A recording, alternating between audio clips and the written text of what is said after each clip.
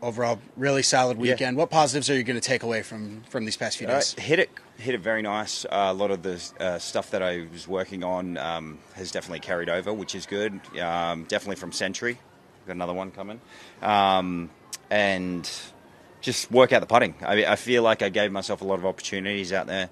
I'm a good putter, so I just didn't capitalise on the opportunities.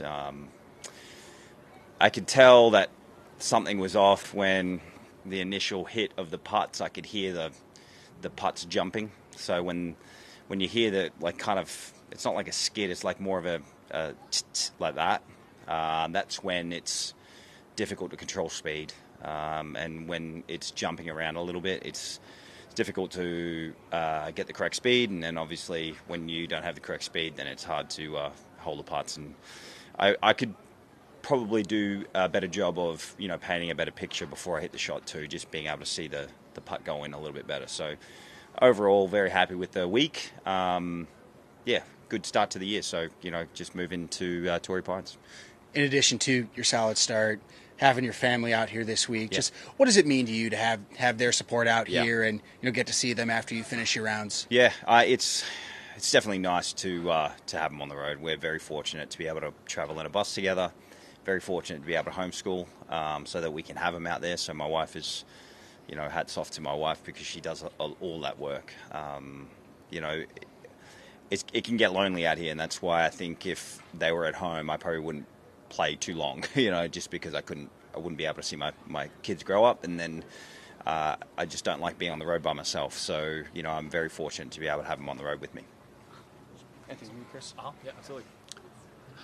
Jason, you're in the final group today. You had Sepp in your sights, but just not the finish you wanted. Just describe the challenge of trying to chase down a lead on this golf course.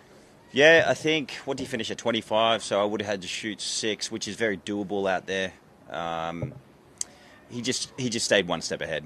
Every time you made a birdie or you're thinking about making a birdie, he would do this exact same thing, and that's kind of what you need to do to win tournaments. You need, especially when you have a decent, sizable lead that he had going into today. You just got to keep pushing and making sure that you give yourself enough break, like he did, where he can make a couple of bogeys down the stretch and still get away with it pretty easily. So it would have been nice to be able to get a little bit closer, just to try and get him thinking about it a little bit more. Maybe he would have. He's a great ball striker, obviously. He's a good player to be able to play the way he did today. But just get him thinking about a few more things. That would have been nice. But, obviously it's difficult to beat someone that's playing well. And you mentioned earlier in the week that technically your swing has felt better than it has in a long time. How did that swing feel today in the heat of a Sunday on the PGA Tour? It was good. I wish I could have had the 18th tee ball back. It was a very uncommitted shot. But, overall, I feel like the stats this week were very solid from tee to green.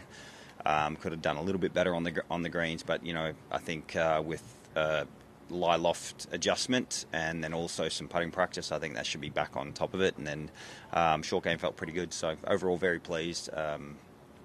It's been a while since I've been in contention like that. So it's nice to be able to stand there and hit some of the shots that I did, knowing that you still, under the pump, you still got some really good stuff in there. Let's just, kind of build on that going forward. Cool. Thanks. Thank you, Jason. Cheers, mate. Really appreciate it. All right, guys, let's go. We'll see you next week. Yeah. Yeah.